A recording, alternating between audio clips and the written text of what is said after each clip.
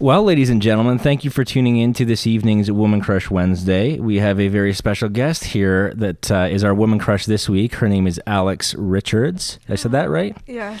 Perfect. So, Alex, thank you for coming, first of all. No problem. It's your first time on a podcast with the audio. Yeah. How do you like listening to your voice in the microphone? I don't really usually like the sound of my voice, but Tonight it's okay? I'm kind of managing, yeah. Yeah, perfect. Well, thank you again for being here. You look fantastic. Thank you. I'm really excited to have you here for the month of June because, as we discussed, and I didn't know this about you until recently. I mean, we were put in contact through a mutual friend, Brooke. So thank you, Brooke, if you're watching. And Brooke described you as someone who is open about her sexuality, as well as being just an all-around pretty awesome, badass Black woman. So, which I agree with. And then today you said, or I guess it was yesterday, you were telling me that you are also a queer individual. Mm-hmm. So why don't you explain to me, because I do know the LGBTQ community, but why identify with queer as opposed to, say, lesbian? Is that something that's big for you, or? Well, queer and lesbian isn't the same thing. Okay. So explain the difference to me then. Well, queer, I guess, can mean different things for different people. Yeah. So what does it mean to you? It kind of, it possesses kind of a sort of limitlessness and like kind of a lack of boundary, I guess. It kind of lacks definition almost for me. Okay. And that's kind of what I like about it the most. Okay. Is that it doesn't really, it's hard to understand, and a lot of people don't really understand what queerness is, and most people can't really define it. Right. And it kind of means different things based on whether it's a political queerness or a queer sexuality. Okay. So political queerness and queer sexuality. Is there any way that you can explain the difference between those two? Well, I'm probably not the best person to explain it. Okay, that's okay. Try your best, because it's anything that you're saying, that it's obviously it's a unique thing. It's for the person that's explaining it, how you feel, and you're still educating people out there that might not know, right? Because it's relatively new. I mean, I remember growing up where it was just gay and lesbian, and then all of a sudden it started sort of expanding. And not everyone understands, because like you said, it's different for every person. Mm-hmm. So when you say sexually queer, are you attracted to female, like women? Yeah, I'm attracted to all genders. I'm attracted to men, women. Yeah. And whatever anyone identifies with. Yeah. Okay. So you're attracted to the person, not necessarily their sexual orientation. Yeah. Yeah. Okay. I like that. I think that's great. I think that everybody is. It kind of takes away the almost the profile in a sense. So it's just like, whether you have a penis, a vagina, or whatever, is what you were born with or what you have now. It doesn't matter. It's about who you are today, in a sense. Is that correct? Kind of.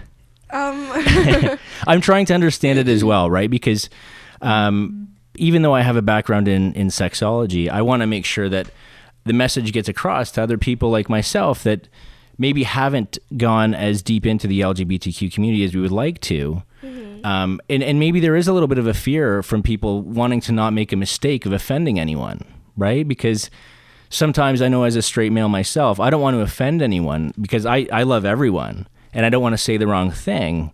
So it helps to be like, okay, well, this is kind of how I am, and this is how you should say it, right? Mm-hmm. So it's always good to educate people. Mm-hmm. So what can you tell me about when you realized you were attracted to sort of, I guess, just the individual? It didn't matter whether it was a woman or a man. Like, what age were you? Can you kind of think back a little bit? I think it was kind of funny. I was talking about this with my friend like maybe 2 weeks ago. Mm-hmm. And we were just talking about how we feel like there's so many different I don't know if anyone's ever seen the show but I'm a Cheerleader. It's basically this like kitschy like comedy show about or movie, sorry, about this lesbian cheerleader who gets sent to this conversion camp, but it's very it's kind of like a comedy, and like it's supposed to be very funny and very like kitschy and very sarcastic.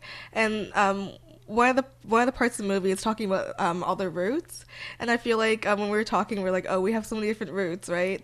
So I think back to my childhood, and I think of like, for example, do you remember the show Tila Tequila? Yeah, absolutely. Yeah, I remember watching that a lot when I was a kid. And I remember like really loving the show and getting so excited to watch the show every week. And like, I remember like 2 weeks ago when I was talking to my friend, we were like, oh, that's definitely like a root. That was definitely like one of the things in our childhood that was like, you know, that probably made us gay. Like, oh, really? So yeah, that's hilarious. So we always joke about like all those things that kind of like I guess we didn't realize in our childhood that was probably like iffy or kind of like something that looking back now is probably something that was a sign, I guess. Really? Yeah. So something like Tila Tequila, but it wasn't, when you say it was a root, like obviously it's not something that sort of made you feel a certain way. It just brought up certain feelings in you. Which I just like really like the show, but like looking back on it, I'm like, that show was so sexual. Like, and that show also was like a horrible representation of bisexuality. And like,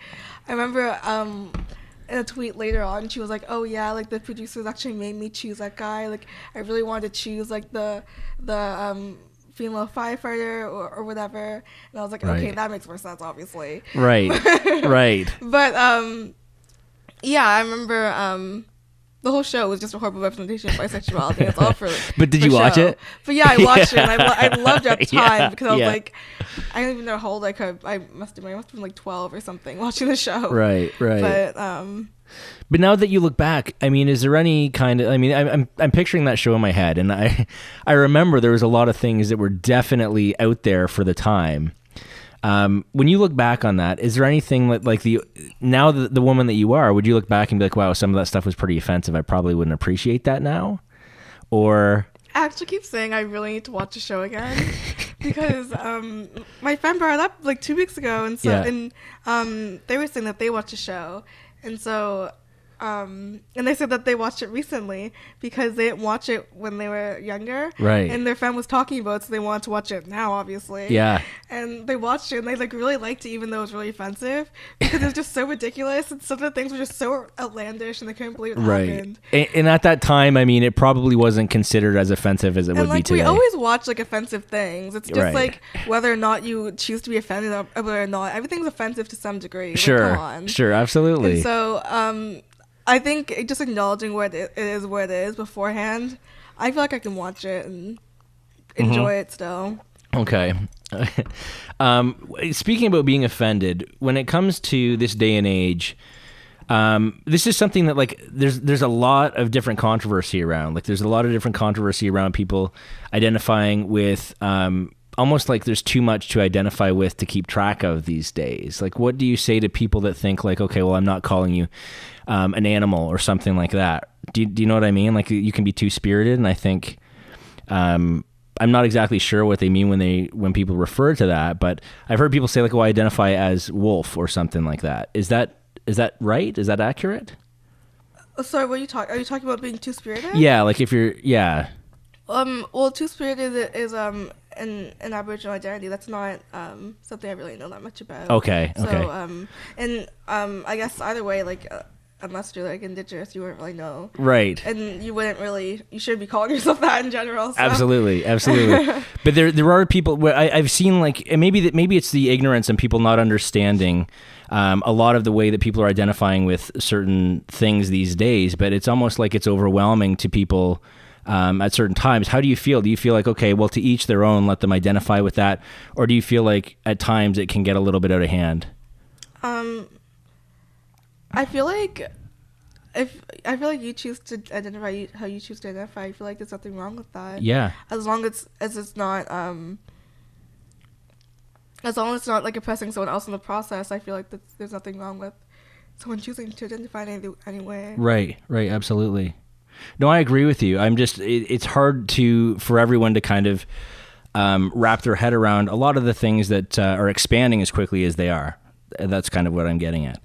When you started going back, if you can go back in time to an age where you realized that, okay, I'm not just attracted to the average man here, what did you start thinking? Did you think like, how am I going to tell my parents? How are people going to accept me? Or what were the feelings that were brought up for you? None of that at all, actually. No? You're comfortable with everything? I think like once I like realized, I kind of was just like, okay, like I'm just going to start exploring that and seeing what it means and like what that is and what I like and what I don't like, and I guess solidifying that for myself. Yeah. And that's kind of like my first path, at least my first instinct. Really? Mm-hmm. So you had no fear of any kind of repercussion from family members or anything? You knew that you'd be fully supported, or that just wasn't. You didn't even care. That wasn't my priority, I guess. You just said, listen, this is for me. I know that I want to explore this, and that. Yeah, I just kind of wanted to see what was out there and kind of see what was for me and what wasn't. Kind of see where it went. I didn't want to. I wasn't concerned about my family because there was nothing to tell them. Right. It's not like I was seeing anyone. It's like I was dating. So. Right. So you had. So you just went out. You did your thing, and at the end of the day, how did it all work out for you? When you realized, hey, I'm in. Whether it's a man, whether it's a woman, it doesn't make a difference to me as long as I love the individual. So have you brought home to your family, say, a man or a woman, or kind of matched it at all, or? No, I don't bring people home. You don't? No, I don't. Is that a bad topic to be bringing up at all? No, okay. I just, I've only ever seriously dated one person. I don't really seriously date people. Okay. And so when you don't seriously date people, does that mean that you just kind of explore the feelings that you have with them for a period of time and then kind of move on, or? Yeah. Okay. So you do believe in loving someone, but maybe not for forever? Is that kind of, is that fair to say, or no? I'm not really sure. I'm not sure how my feelings about love lie. Okay. I just know, like, for right now, I'm just not dating long term. You're just not dating long term. Yeah. Okay. So when you go, what's a night out look like for you? Tell me a little bit about, like, are you going to try to pick up an individual? If it happens, it just happens. What's the evening like when you go out? Or is that even on your mind at all? It really depends. Usually, probably not. Just because if I'm going out, I'm probably going out to, like, dance with my friends and stuff. Mm-hmm. If I'm, like, in the mood to, maybe, but, like, it's never, like, I'm never, like, on the hunt. I'm never, like, hey, tonight's the night, I'm gonna, like, go out. But I might be casually, but never, like, seriously, really. Right. If it happens, it happens. Yeah, or like maybe if I'm talking to someone and I know they're going to like the same club as me, like I'll like seriously like talk to them about it. But like other than that, not really. Really? Yeah. How do you let someone know? Because for me, I mean, we're just talking right now, you and I, and I'd be like, I don't know how I'd ever know if she was into like me, or if she, you could be into anyone that's in this house at one point in time. Which is you'll know. You'll know. Okay, so you're not afraid to pursue things, and you don't mix communication signals. Yeah, no, I You go after what you want. Yeah, I don't like when people approach me. I don't like it at all, actually. Especially when like men and like masculine people approach me, I get really disgusted. I'm just like, really? Like, why are you talking to me? So you like to be the one that's sort of a little more of the aggressor. And if someone tries to pull that move on you, you're turned off right away. Well, it really depends. Like unless I'm like really, really into you, but like for the most part, no, not really. Mm-hmm. Yeah. That's kind of not your style. Your style is to just like go after what you want, and if you come after me and I'm not open to it, then you're done. Yeah, it's yeah. That doesn't usually happen. That's not even like being cocky or anything. That just doesn't usually happen. Like I usually go for things I'm sure about. Right. But then even then, if you're sure about it, it's probably not going to last longer than a little while. You're going to explore it, and then that will be that. Is that safe to say? For this time in your life? Well, it kind of depends. I mean, my first relationship, like my only relationship, really, like I didn't really expect to get into it. Always kind of like. It just kind of happened? Yeah. Well, I find that's one of the best ways for things to happen is to just let them happen. Yeah. Was it with another woman? It was with a non-binary person. Yeah, they're agendered. Okay, so sorry, what was the term that you used? Agendered. So they don't identify with the gender. They don't identify the gender. Yeah. So how does that? Can you explain to me how that works? Like if you don't identify with the gender, like could I say I don't identify with a gender or no? Like right now I'm physically, like I have a penis. I'm built as a man. Could I say if I felt that I didn't identify as a man, could I say that to you and would that be okay?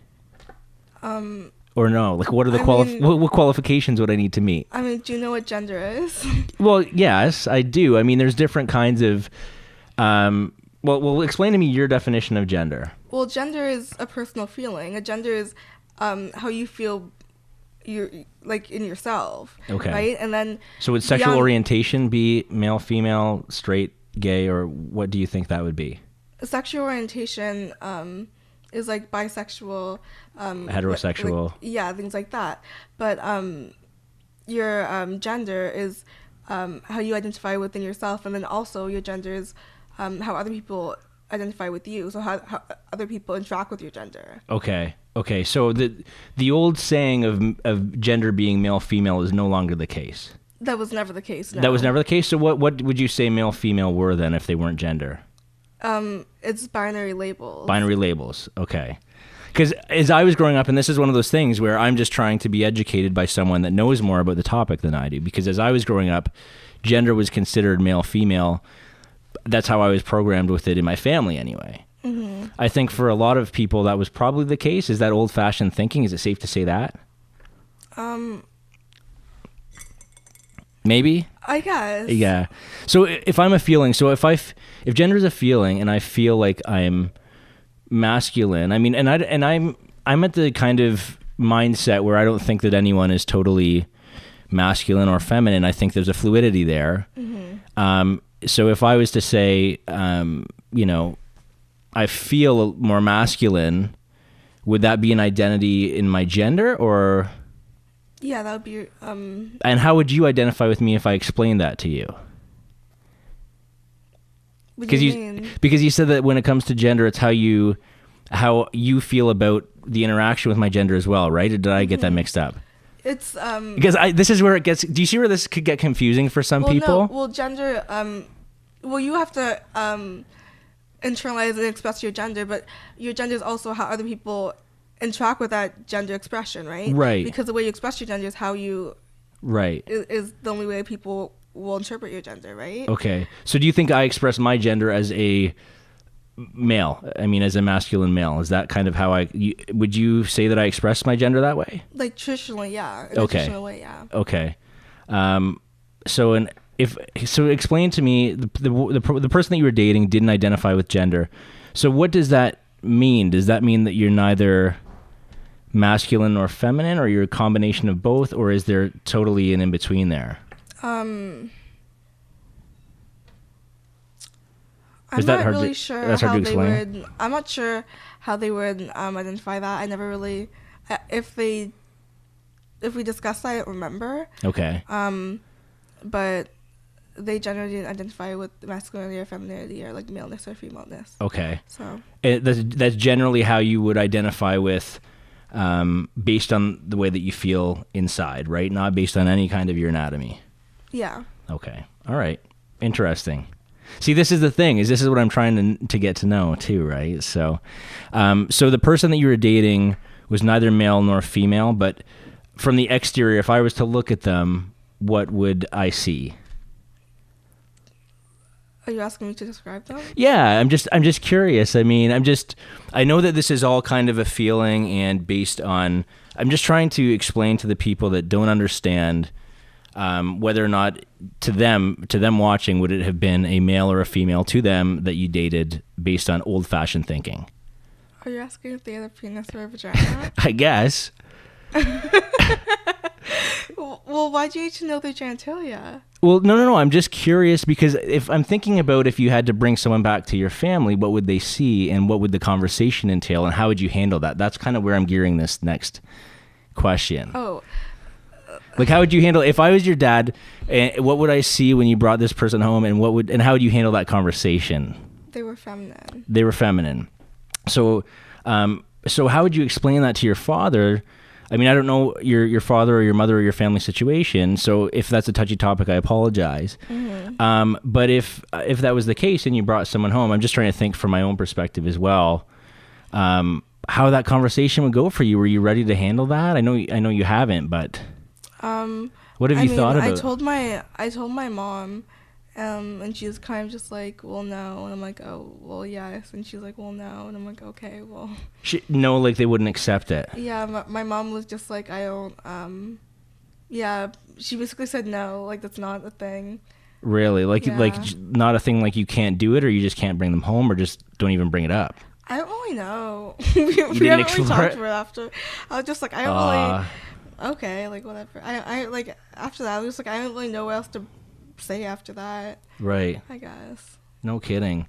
So how do you find this exploring your, like, I don't even know what to call it really, right? Because I don't want to say the wrong thing and I don't want to offend you, but can I say when you're exploring sort of how you're identifying with queer, when you explore that, how is that holding up with you sort of from a mental standpoint if people aren't really approving of the lifestyle that you're living? Is that affecting you at all? I have support from my friends and like my other family and stuff like that. So I'm not upset. I don't like. You're so strong. Yeah. No, I know. It's just, and this is the thing. I mean, you are a very strong young woman, and I could never, I can't even imagine that conversation, because when I was growing up, some of the best friends that I have, it took them a while to admit, even to themselves, that they were attracted to the same sex. So I have, or for lack of a better term, other men with a penis, okay? So that's what they were attracted to, and it took them a while to admit that to even themselves. And sometimes, I mean, you'd have friends that would talk and say, we probably, like, it wasn't a surprise to us, right, at the time. And they're some of the strongest people I know, and they went through fucking hell with their families trying to get through it, but they did in the end, and I have nothing but the utmost respect for them because they're such strong people right now. They're living life the way that they want to on their terms. Mm-hmm. So what do you have to say to people that are afraid to be like you? I mean, what if there are people watching this that, that do feel like they need the approval of their family and don't have the strength to venture out on their own like you have? I mean, what advice would you give to them? Do you have any? That's just something you have to get over really quickly. Yeah. It's just something they're going to get. They're just not going to get, like, and I don't know. It's just, I'm at a place where why am I going to fight and why am I going to try and defend my humanity to someone or defend my existence to someone? Like, I'm not doing that. Even if it's family, if it's my mom, like, why? Right. And if they can't understand me completely, then that's their problem. Right. That's just not something I'm going to defend or something I'm going to try and argue with. So you're just going to do you, and whoever accepts you, awesome. If not, fuck you, kind of thing. Yeah. Yeah. I like that attitude. That's amazing. More people need to be that way in the world and be true to themselves. So it's Pride Month, and we are very happy to have you here and celebrate the fact that everybody's kind of coming together and making this all about love. Mm-hmm. We for those people watching, I kind of brushed briefly on the fact that I was like, okay, so I kind of read a little bit about what Pride was about. So let's talk about how Pride Month came to be. Well, I'm not like the expert, okay. The expert, but it originated through Stonewall, which was well.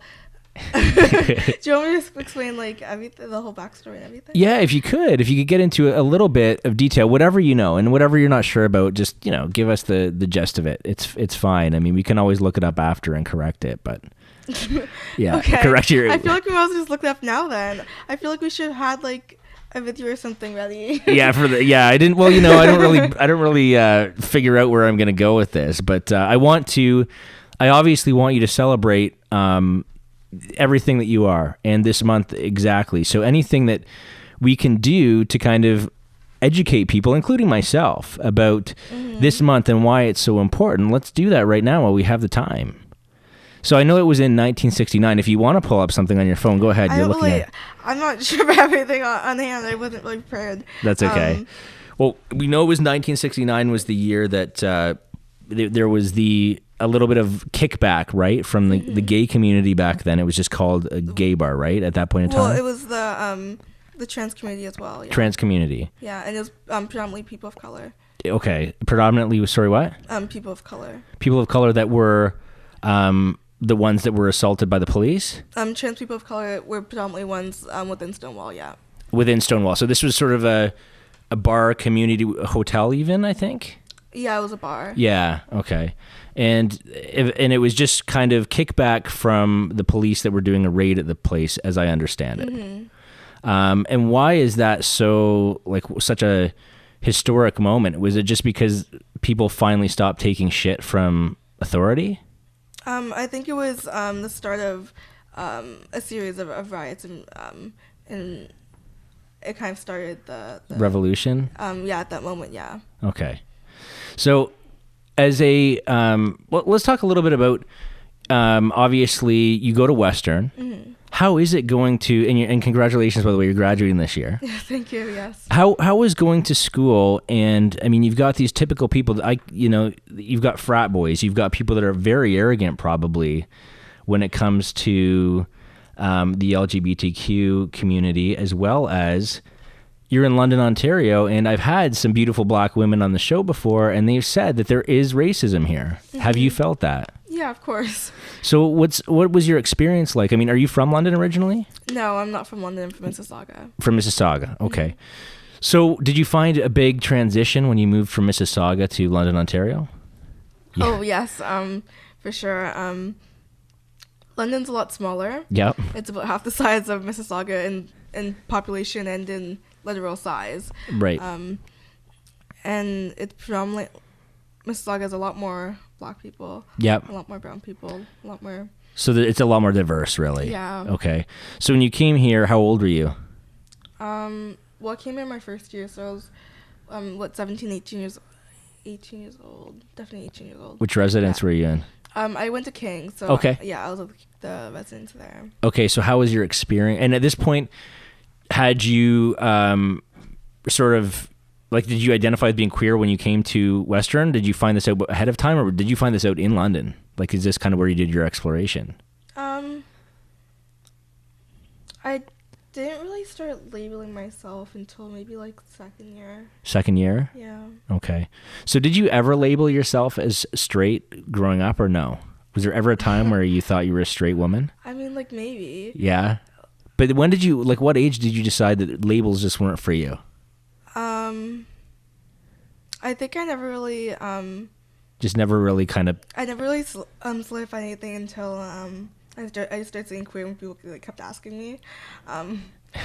But I guess I never really stuck on anything until queer. Until queer. Yeah. But that still gives you, by being queer, it still gives you options, right? Yeah. Yeah, so you're not really confined to just dating women or just dating men or dating asexual. Did I get that right? Agender. Agender. I'm sorry. I apologize.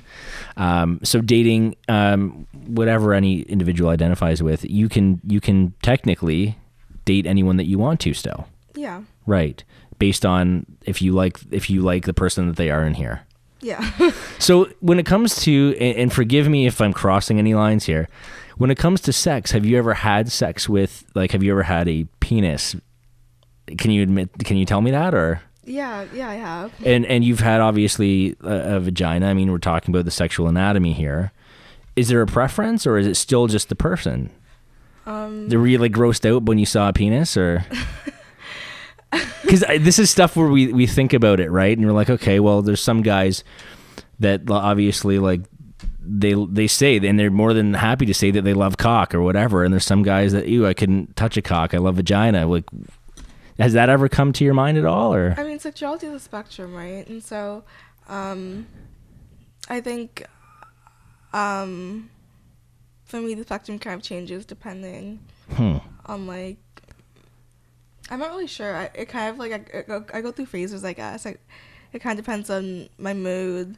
Really? That's amazing. It depends on my period in life, I guess. Right.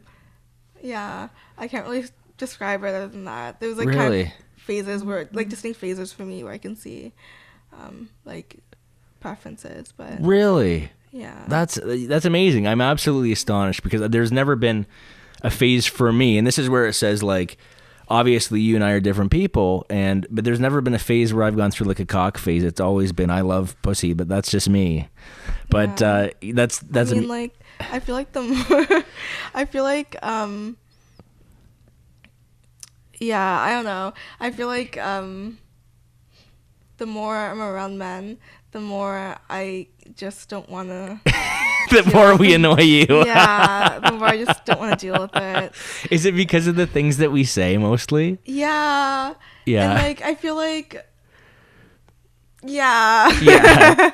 That and like I feel like a lot of the times I'll just look around the room to like look at someone to like relate to, almost to like give a look to, and like no one's there. So I understand what you're talking about. So I mean, as men, I can fully admit that we say stupid things 90% of the time, right? A lot of the time without even really thinking about it. But yeah, I mean, you come from a very unique place, and it's really nice to have you here because it's refreshing. I don't get a lot of conversations or a lot of insight into this kind of world. And it's obviously a changing world. And beforehand, I mean, even when I was growing up, it was either, okay, he's gay or she's gay.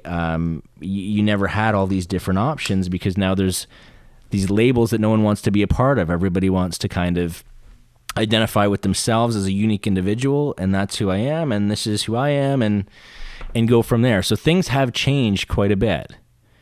Mm-hmm. Yeah. So do you feel like in your future, what's your dating life gonna be? Do you think that now that you're kind of looking at men and being like more and more and more, will you ever sort of go to the point where, and I know it's hard to say because it's in the future and it's not right now, but do you think there'll be a point where you go from being queer to just being a lesbian because you'd want nothing to do with men at that point in time? Or, you know, I mean, is that a possibility? Can you go, because you've kind of got a little bit more room right now with being within the queer identity, to go to a lesbian, or is that like a commitment from like a vegetarian to a vegan? I mean, there's not just cis men out there. There's still trans men that still give me hope, you know, some of them. Trans men give you hope? Some. Okay. Yeah. Okay. So what about trans men gives you hope? A lot of them are actually politically aware and are conscious of their place and position in society as men. Right. And I appreciate that reflexivity a lot. Right. So explain to me, there's trans women and trans men, right? Yeah. And then, so is a trans man, is that someone that is a man switching to become... A trans man is a man. A trans man is a man, a trans woman is a woman. Yeah. Okay. And this is before or during or after operation, or... Either anytime. Anytime? Yeah. Okay.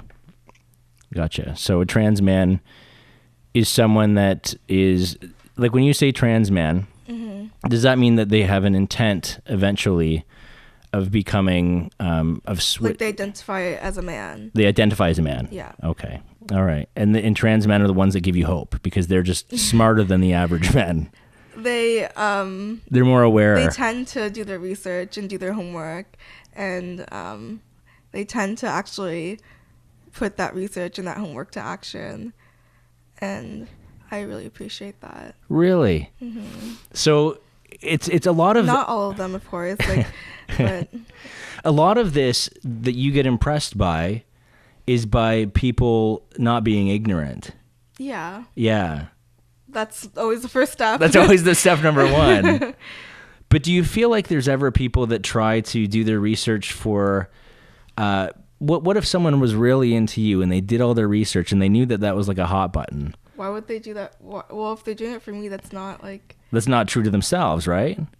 And that's great, but that doesn't mean I'm going to be into you. True, but would that give them any kind of points? No. Really? No. Why can't you do it to be a good person? Why can't you do it to be a better person? Right. Why is it... What do I have to do with it? Right. Okay. Fair enough. Fair enough. What should I have to do with you trying to improve yourself and improve the world around you? Yeah. Yeah. Fair enough. Fair enough. No, I see where you're going with that. So, your life at Western, tell me a little bit about some of the racism that you experienced and how you overcame that. What would you say was worse? Would you say that the people in London, Ontario that were, that gave you a hard time, I mean, there's some amazing people here too. I'm sure you can obviously say that, right? Yeah. But the people that were kind of rougher and didn't impress you by any means, what was harder for you to deal with? Was it the fact, like, explaining that you're a queer woman, or was it what was less accepted, would you say? Or harder to even overcome, or like what was just really made you sick? And then tell me the good things.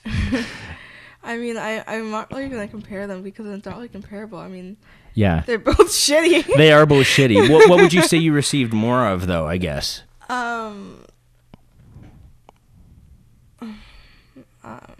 I'm not really sure. Like, no, probably racism because it's more overt. Right. Like, you can't look at me and tell. Was there a lot of those experiences here, or was it? I mean, of course. There was a lot. I mean, anti-blackness is worldwide. I mean, of course. I know, but it's just you want to believe that it's kind of getting better, and you want to believe all this stuff is sort of it's becoming more and more a part of our past, right? So. And for me, I don't see it firsthand, right? I'm not out at the bars anymore. I'm not around drunken fools that say stupid shit for a lot of the time, right? I try to avoid those situations. And I'd like to think that those are kind of becoming less and less as we progress here. But it sounds like from some of the guests that I've had on, unfortunately, we still have a long way to go. Would you agree? Yeah, of course. Yeah. Okay. Mm-hmm. So what are some enjoyable things about the experiences that you've had being being a university student here in London, Ontario, as opposed to Mississauga? I'm not sure what it's like being in Mississauga, but I know in London I made some really good friends here. Yeah. Yeah, I definitely like found my niche people. Your niche people. Yeah. I like that. And who are your niche people? Well, just like the friends I made here.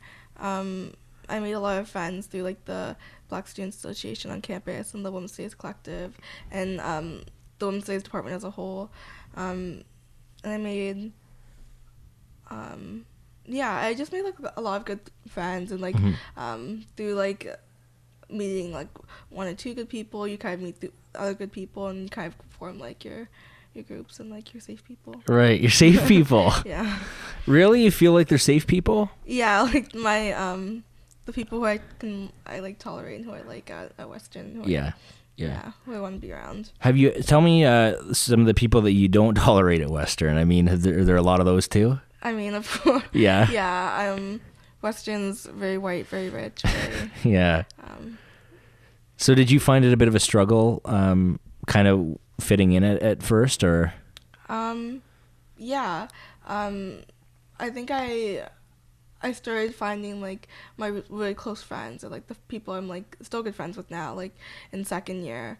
Like first year's just okay. Yeah. Yeah, but like in second year I started finding like my really good friends like through my classes and stuff. Yeah. I remember it was actually really funny, like now my friends and I like all have stories about how like the second which we decide that we're all gonna become friends with each other. Like for example, one of my friends in our second year theory class, I walked into class and she's like, oh my god, she looks so cool. She's like walking in like, oh, like I don't know. She gave this like little like she always gives this little like story of me like walking in like late and kind of like all cool and whatever and look like I'm like I was like cool with everyone else or whatever, and then I sat down and I answered the question and she was like, wow, that's a great answer, and then she's like decided to be my friend. And I looked at her like, wow, she's so like pretty and like she dresses like nice, so I want to be friends with her, and like we like all have these like stupid moments in which we decide to become friends with each other. I think I just really like that only because I like that we all enthusiastically like chose to be friends with each other. Mm-hmm. We all like even from like the beginning even like knew that we were gonna be like really good friends and like yeah. Good. Well, I'm glad that you found some great friends here. It seems It seems like you can. I mean, as long as you're looking for the right people, you'll find them. You know, and I'm glad you found some of the people you did, because I met some of your friends and they're terrific human beings, right? Yeah, Brooke. yeah, for sure. And I mean, I know like you're friends with Marlon as well, right? Marlon Brown, aren't you friends with him as well? No, okay. Well, then I guess it's just Brooke. I thought you had that in common as well. But yeah, both amazing people. So what else is going on this month for Pride? Like, are you doing anything to celebrate? What's going on for you? This is an exciting time. Well, yeah, I'm actually. It's really funny. I sent my friend some like outfit choices today. Outfit choices? Yeah. Okay. Because I mean, it's Pride. You gotta go full out. You gotta go full out. So what are you doing for Pride? Tell me about what your plans are. Well, I'm definitely going down to Toronto for the parade. Yep. So it's gonna be like a whole weekend. Yep. And my friends let me stay at her house. Okay. And so I have a place to crash, which is great. And I think I have all these like little events that I'm interested in on Facebook that I'm gonna like scroll through and decide to go to. Okay. And because I'm good. I basically have like a top 3 that people say that they're gonna go to, and then that night you always choose like the best one. Right. Based on whoever's there. But it sounds like there's a lot to making this selection of these events. It's a lot, because you don't want to go for like the really expensive like Pride ones that are like $80 for no reason. Really? Yeah. Where does that money go? I don't know. You don't know? I'm just like so mad. I hate that it's so expensive, and I hate that it's so corporate, and I hate that I can't afford anything, because like, who's this for? Not me. I'm too broke for this. Isn't it? Well, it's supposed to be all about love and just celebration, right? I mean, is there a lot of profit making going on? I mean, there's got to be, I guess, somewhere. I mean, a lot of Pride events are sponsored, so. So what are the big ones in London? Have you planned on going to anything in London, or is it just London Pride's actually in July. It's not in June. Okay, it's Toronto's Pride. It's in June, yeah. In June. Okay, so you're going. So all the events are in Toronto. Yeah. Why is it that it's different? I knew that it was different. I just couldn't figure out why. I don't really know. I feel like they don't want to compete with Toronto. I feel like most people just go to Toronto. Yeah, it's not as big here, I don't think. Not really. No. No.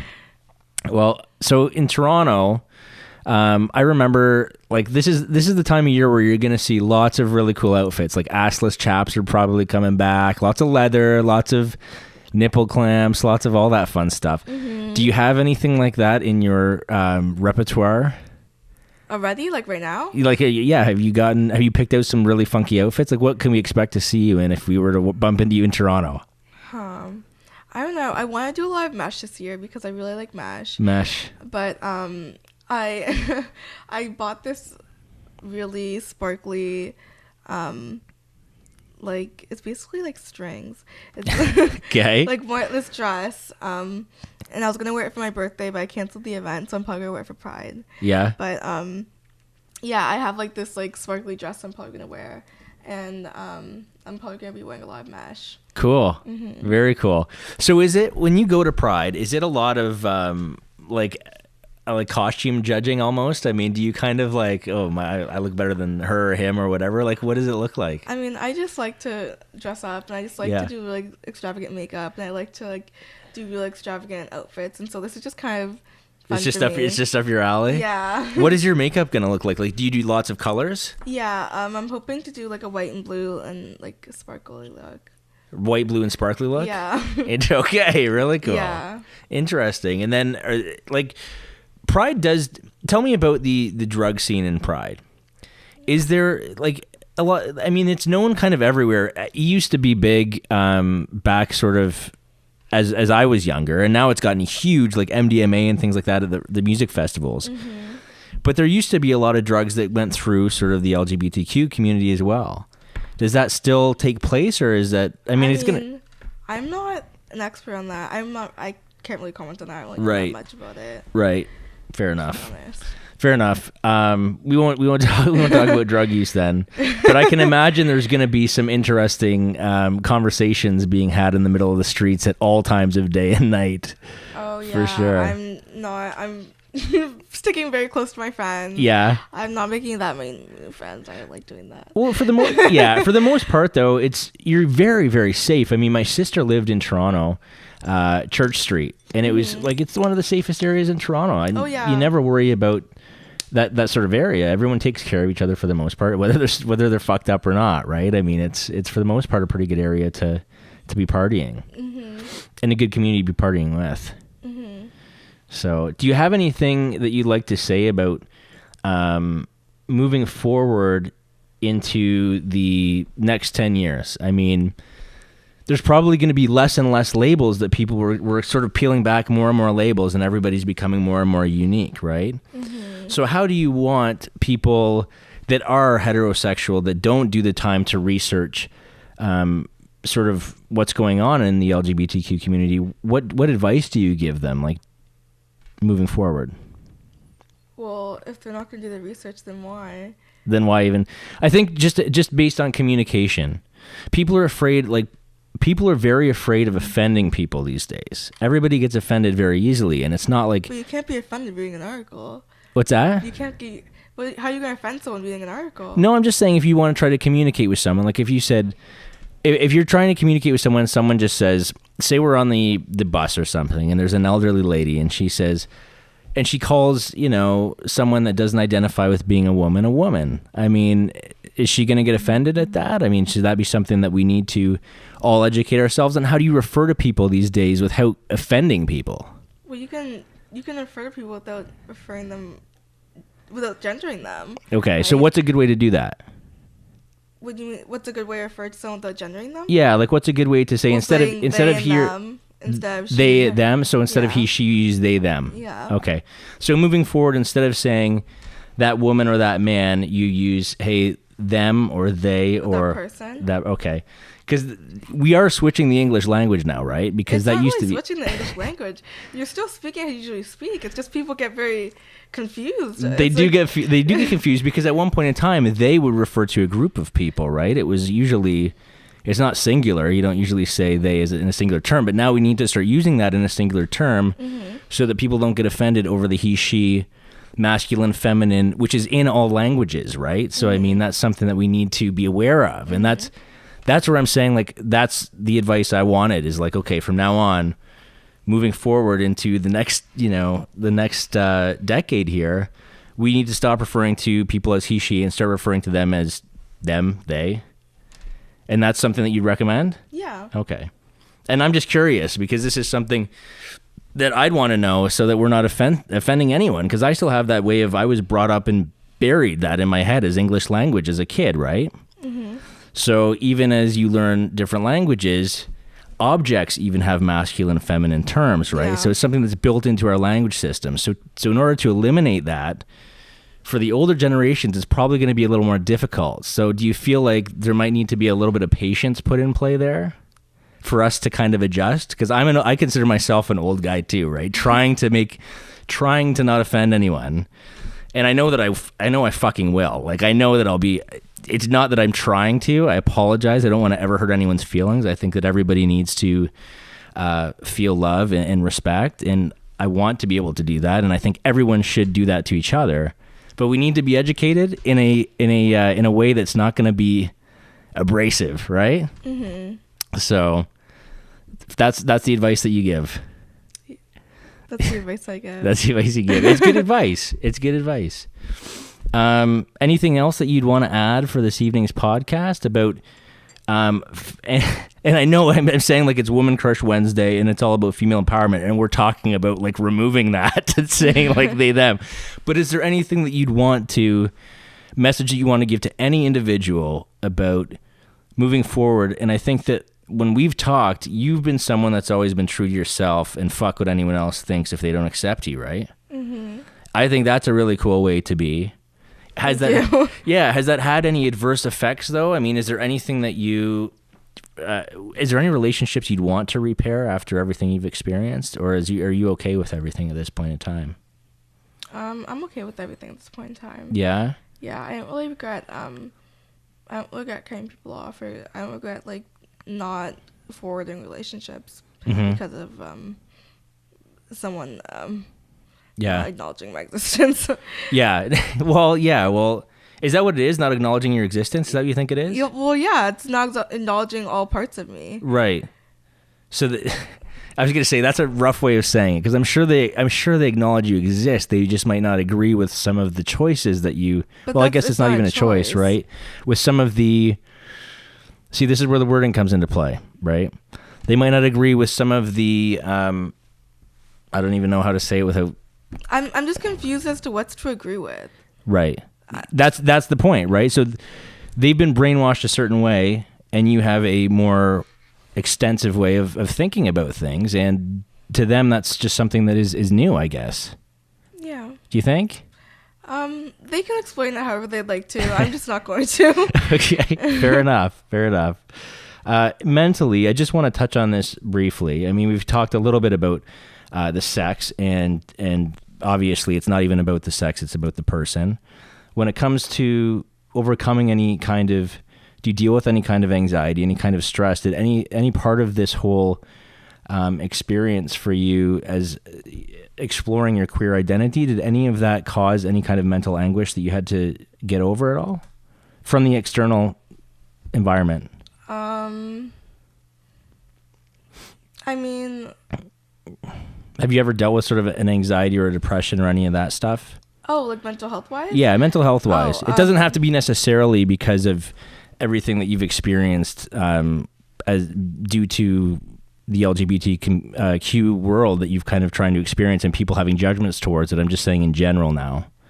Oh, well, yeah, I'm currently undiagnosed with a mental illness. Undiagnosed? Yeah. And what does that mean? I'm going through a diagnosis. They still haven't really diagnosed me. It's kind of just up in the air, I guess. What are some of your symptoms, if you don't mind me asking? They say like either depression or like bipolar, but a lot of the symptoms are similar, and usually with bipolar 2 at least, it's misdiagnosed as depression often, and so because it's so similar and because it's a lot of the symptoms are very similar, and usually you only will seek treatment during like depressive episodes like with bipolar 2. Right. Right. So it's hard to diagnose. Right. Mm-hmm. So there's been obviously some time where you felt down. Yeah. Yeah. Okay. And how are you finding dealing with that? Are you dealing with that in any unhealthy ways? Or are you trying to explore medication, or what are you thinking? Right now I'm like exploring medication, although I'm not really sure if I'm going to continue, just because of healthcare. Right. Like because I'm finishing school now, and I health plan. Yeah, it's gonna cut. That's a problem. That's a huge problem. It's nice when your drugs are covered for you, but what happens when you still have the mental illness after you're out of school? It's kind of frustrating because people always talk about how Canada's healthcare is free. It's not free. Like your initial visit's free, and only if you have a health card. Right. But yeah, I guess it's a whole kind of other. It kind of is, but it's the reason why that ties in, and I like to talk about both, is just because if you're having any kind of a mental health issue, your sex life is not going to be, your relationships are going to struggle, your sex life is going to struggle. Every part of your life is going to start to struggle. So that's something that really needs attention first and foremost, even before finding your next person to share a few months with, right? Yeah. So are you going to start focusing on you and getting this little issue kind of intact? Well, right now I'm like not, it's not like a main concern right now, because I'm not like, it's not affecting my life. It's not like affecting my life right now, at least majorly. Right. Well, that's good. I'm happy to hear that. Thank you. Yeah. And so that's not, I guess, my main concern right now. I guess my main concern right now is just like job hunting and like sustaining myself like in the upcoming future. Sure. Fair enough. But yeah. Yeah, well, I mean, if you ever decide that it is something that you want to talk about, you can always come here and chat, and we can have another conversation about a totally different topic. I know you kind of wanted to gear it towards Pride being Pride Month and with everything that you've kind of gone through. But this is something that you're going to have to face as well, right? So we're here for you in that regard, and we hope that the doctors they diagnose you properly. If it is medication that you need, we hope that you explore whatever route is going to make your quality of life better. Also, do your research before you put any, just like I need to do more research on, what we've talked about. You need to do research on any kind of medication before you start taking it, because it will have side effects. And if you do try to come off, some of that stuff's pretty tough to get off. As well as alternate routes. Like we do cognitive behavioral therapy and things like that every Sunday on our podcast. So there is other alternatives if you don't want to explore the medical route. But we don't know what your diagnosis is yet. You might need the medication. Yeah. So, yeah. Yeah, I'm not too sure as of now what I'm going to be doing, but... Okay. Yeah. Well, we hope you get it figured out, and congratulations on graduating this year. Thank you. Yeah, and I'm, obviously in London we still have a long way to go with racism, with being more open about just sexuality all around and being more sex positive. Have you ever had any negative sexual experiences at Western? Like anyone ever try anything without your consent, or? I mean... Is that, like, I want to put an end to that for sure. I know it's probably not possible to completely eliminate it, but that's something that I really have a problem with. Yeah. Did you ever have to experience any of that? Like, is any kind of, because I know you said you don't like the more that you're around men, where, like, is there a reason for that? Or is it just because strictly based on the shit that we say? Well, I did a little bit of, I guess, a little bit of sex work, and so, like, that also, like, will definitely put you off them for a little bit. Yeah, that makes sense. That totally makes sense. Yeah. So, what? Before we go here, what is your message? What is your message that you want to send? I mean, if any woman, if a mini version of yourself was to watch this show, what would you tell her to kind of improve your life now, or anything that you would have done differently? What would you say? Honestly, this is going to sound really stupid. That's okay. This is literally not even on topic at all. But I really, really wish that I got on the YouTube trend earlier. The YouTube trend earlier? Yes, because that is such a, not easy, but easier and like a funner way to like make money. And like now it's so saturated that like you can't even like try. Right. Like I really wish that in like 2009 me was like good enough at a skill that I could have gone on the YouTube train. The YouTube train. Yes. You wish you had have become a YouTube sensation. Yes. Or that I got into like one of the newer sex working industries sooner, so that I could have like boomed. That would have been great too. Really? Like what? Tell me Like, about that. Like one of the newer ones, like before sugaring. Now sugaring is kind of like very, very popular, and it's popular in the sense that like a lot of people talk about it, and a lot of people know about it, and a lot of people want to fake do it. Yeah. And like so the market's very saturated now. With sugaring. Yeah, with sugaring. Tell me what sugaring. Like being a sugar baby and like that stuff. Okay. The market's kind of just very saturated now with people. So when you say very saturated, does that mean that like you would want? Would you want to be a sugar baby? I've done it before. Okay, why didn't we talk about this? Fuck.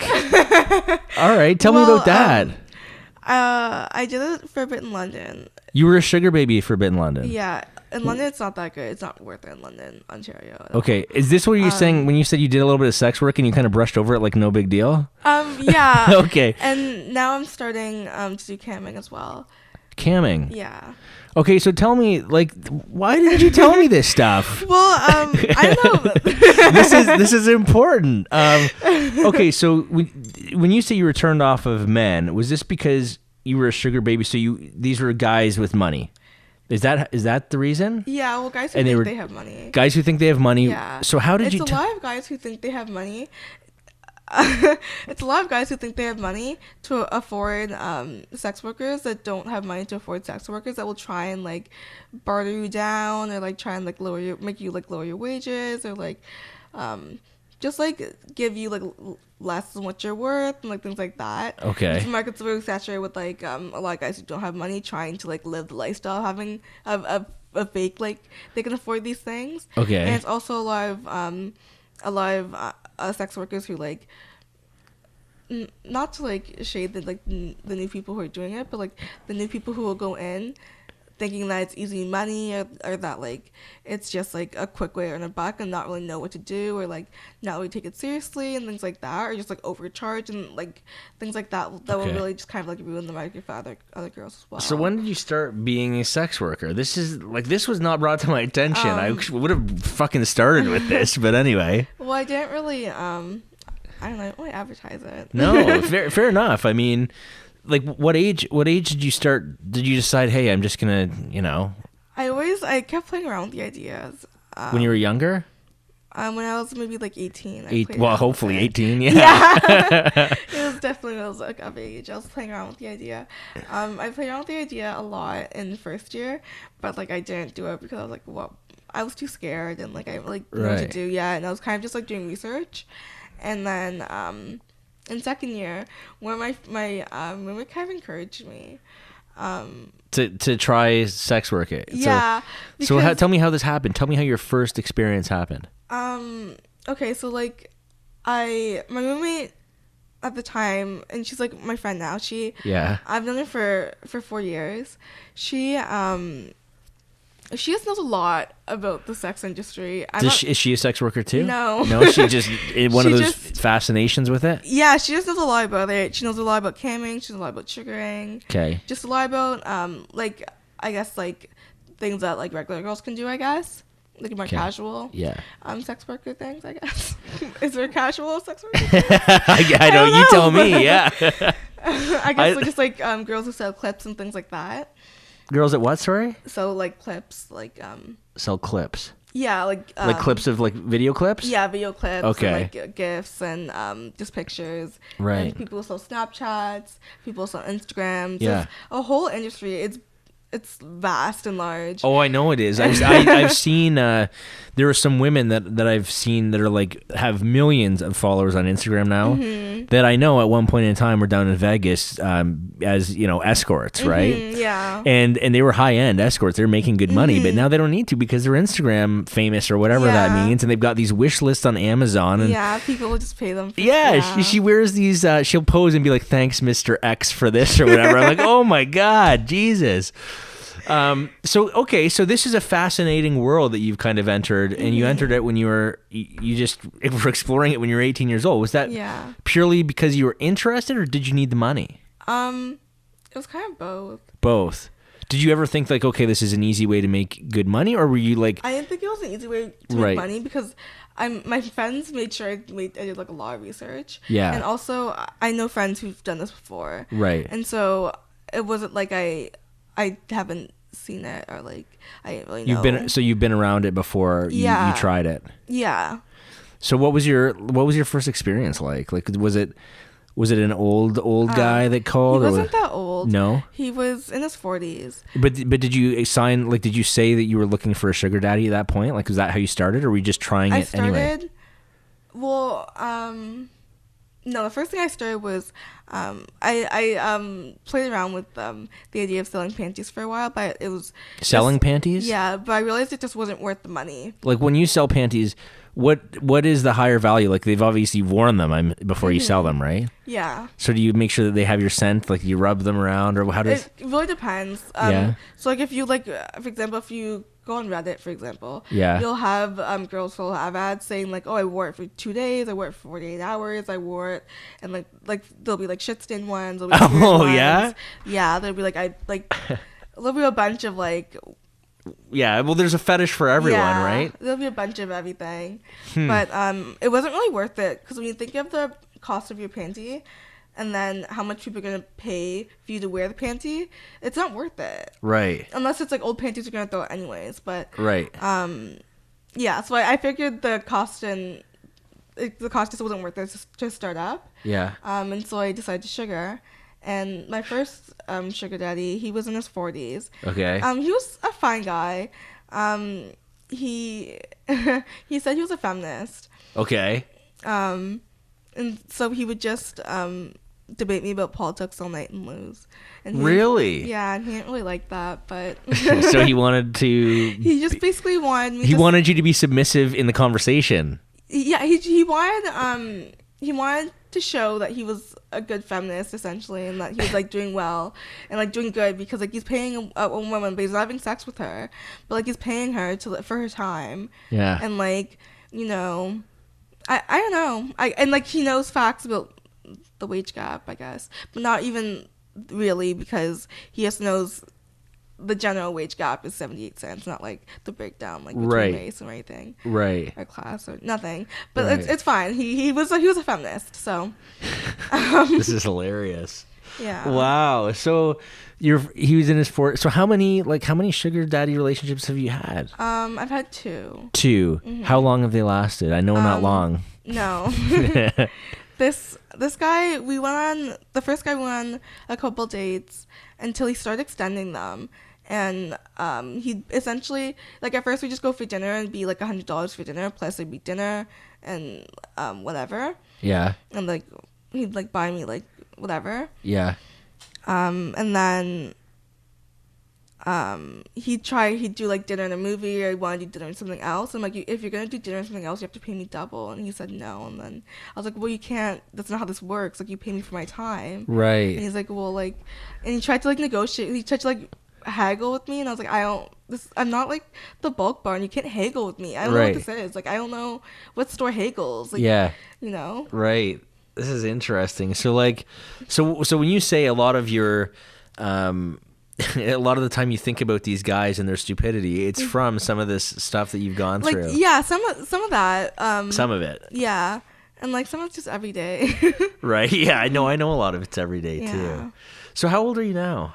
I'm 22. You're 22. Well, I'm turning 22. You're turning 22, and you're getting into camming. So tell us about camming. I do it through a site, my free cams.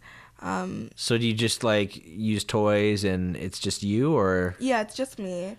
And yeah, I just go on, and I'll like basically only do stuff with, like, toys and things like that, if people tip me.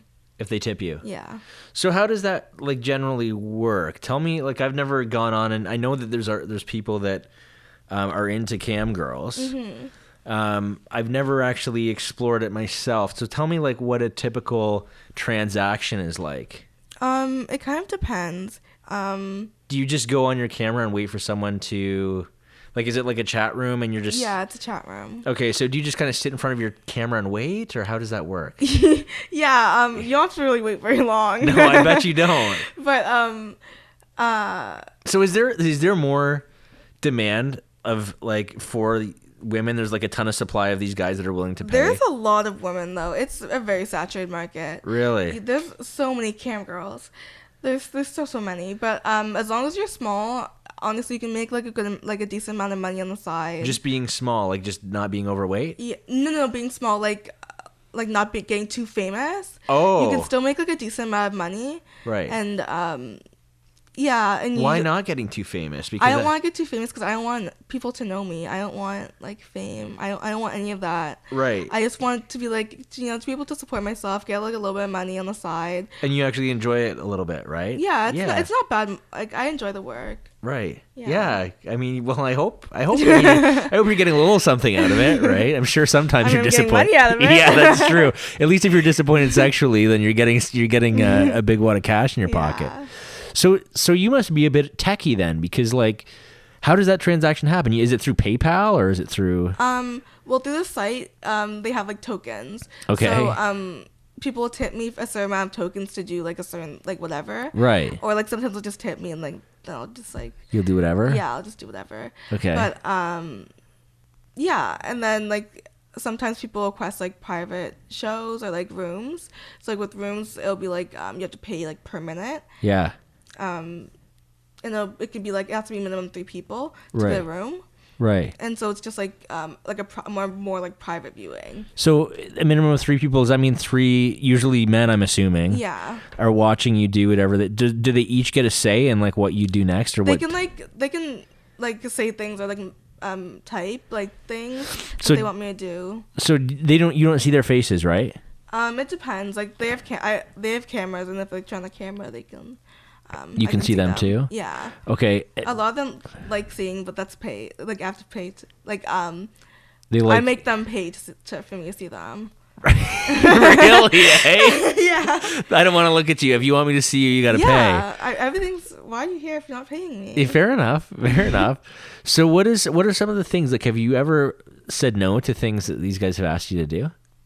No one's asked me to do anything too like wild. Do you have like a set, like a little set of like your favorite toys that you use, and you kind of have the option of it? I only really use 2 toys. What do you use?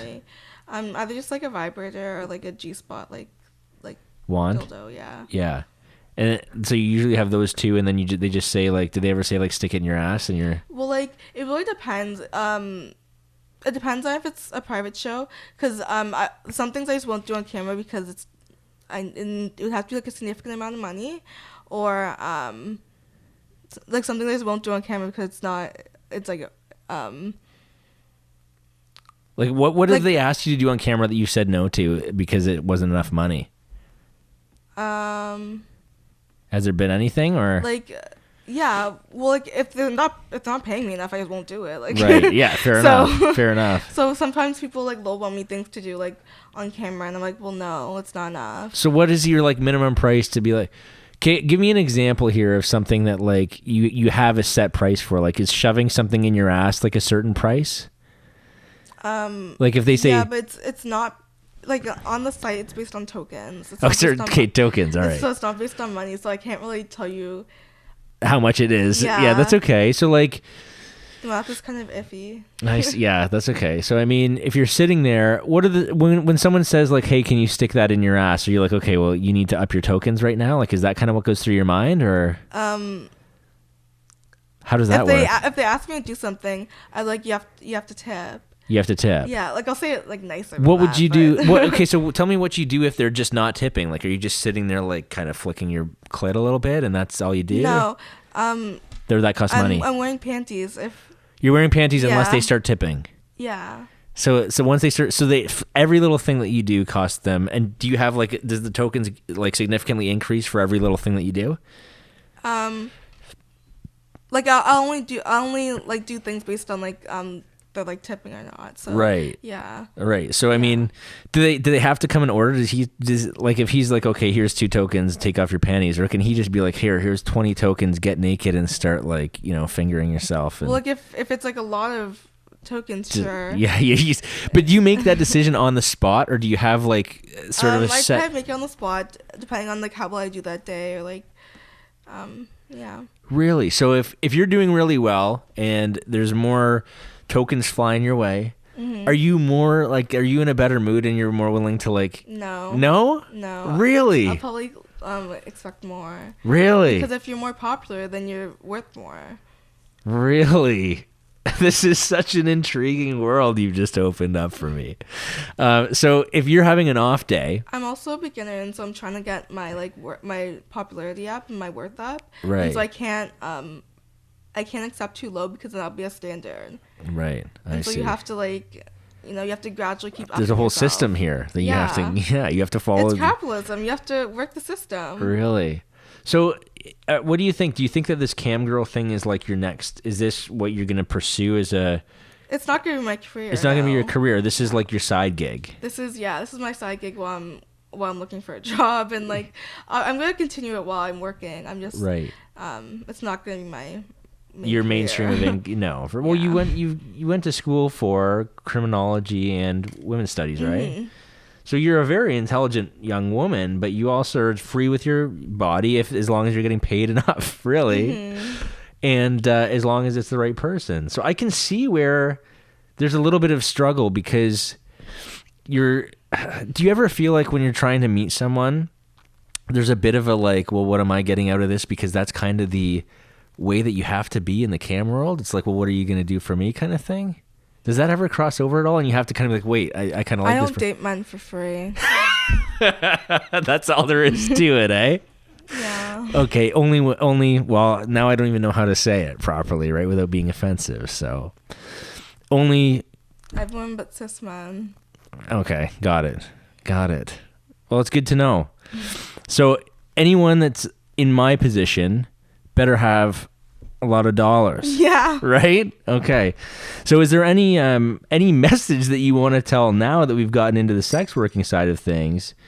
You wish you had gotten into the YouTube earlier. Yeah. But that wouldn't have been for sexual. No. No.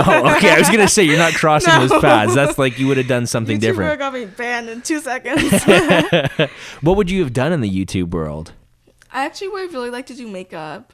Yeah. I think it would have been really fun. Yeah. I would have loved to be like a Jackie Aina, except Jackie Aina is way more talented than I am. So.